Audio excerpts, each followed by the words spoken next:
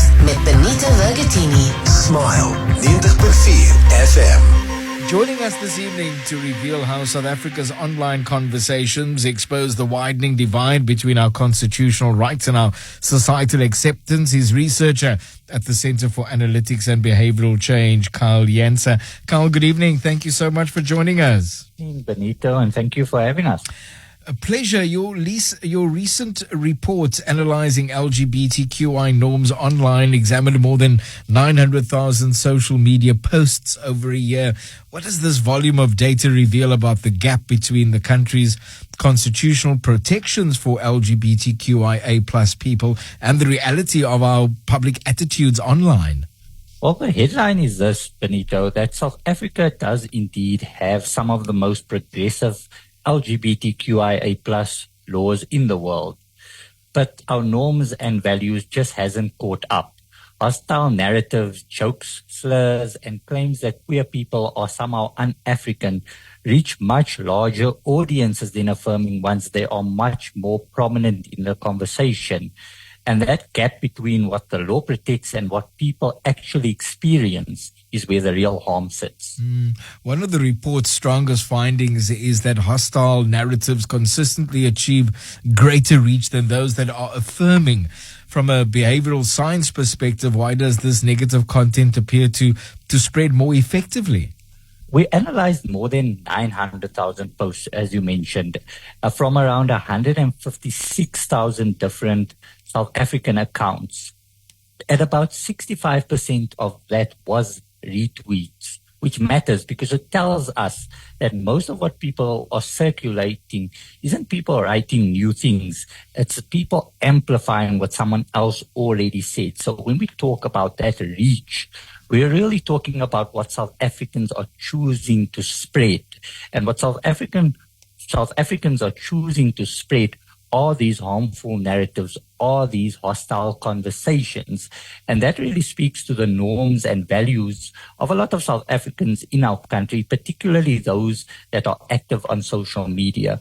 Now, of course, there has also been research around negative content spreading, and it is concluded that negative content tends to spread faster online than positive content. And there we're looking at algorithms, but a core part of this is the norms and values of those individuals engaging in the conversation. What practical warning signs should parents, teachers, even young South Africans recognize when online conversations begin reinforcing prejudice or make harmful behavior seem acceptable? I think for our parents, we need to really engage in a conversation, and that is beyond parents as well as civil society in general. We need to look at government as well. We need to engage the conversation, and we need to spread more positive narratives. We need to affirm the rights of this community, affirm their place in society against these hostile conversations. For children, and it goes back to also the parents, and also one of the findings, or not the findings, one of the research that we incorporated into this report was looking at educational institutions. And we see it in educational institutions, we also see it at home, and we see it in the community, where the community is not welcomed. So we need to create a space, we need to create an environment where each individual feels welcome to express who they are. And children, well, we're looking at the different ages. Yeah. You know, what age are we allowing our kids to go on social media? But I think it's also important from a young age to claim your space, to claim your community, and to spread the positive of that community, as well as to be welcoming in the community, not to continuously perpetuate these harmful narratives, to respect, to uphold the laws of this country as well. Joining us to get some insights around the CABC's latest reports analyzing LGBTQI norms online. You're welcome to join us too and share your thoughts on 0829 904 904. Researcher Kyle Janse is joining us. The report cautions against assuming that social media reflects the views of all South Africans, yet it also argues that online conversations help shape social norms. How should we interpret that distinction, especially when debates become highly polarized? Well, it is a two-way conversation, Benito. So what we found over our years tracking these narratives, engaging these platforms, is that norms form online. Something we can take an example through the manosphere. That is something that was shaped online and it had a direct offline impact on individuals, on people. And similarly in this report, the norms and values that we see reflected online do go offline as well. It has a real world impacts. But of course, these norms and values do not come from online. They stem from the individual sitting behind their phone and are merely extended. They are continuously extended online. Now, one of the post that we saw, a highly engaged post, was of course a 16-year-old killed in what witnesses described as a homophobic attack. And there the community rallied around the Justice For hashtag. And the outrage was real and it was widespread. So we also see the positive narratives online.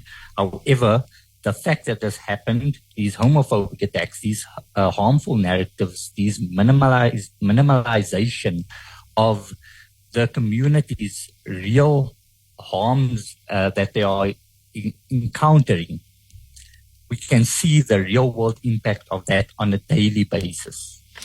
What evidence, Carl, suggests that the digital conversations, in fact, can influence real world behavior, even if they don't directly cause it? Well, that's that conversation I referred to earlier. So they are extended online.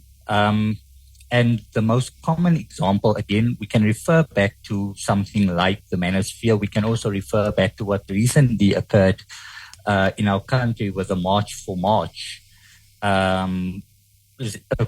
protests in our country, which were driven by online. Now, of course, with the LGBTQI community, it's a bit more subtle. It's a bit more pervasive. So we don't see a big march, a big moment being created around these narratives or created around a trending hashtag or the like. But the continuous repetition is the erasure of their rights that they are constitutionally enshrined, of course, as well as the repetition of that harmful thoughts and values. The report also challenges the narrative that LGBTQIA plus identities are un-African, pointing instead to evidence of diverse gender and sexual identities before colonialism. Why does this historical debate continue to have such influence over conversations in the year now? The historical record is really clear. There is extensive evidence, linguistic, anthropological, historical, of same-sex practices and more fluid gender roles in pre-colonial Southern Africa society, certainly. And this rigid binary, the idea that there's only one acceptable way to be a man or a woman, is largely brought about through missionary Christianity in that colonial period. So that we've got that history backwards.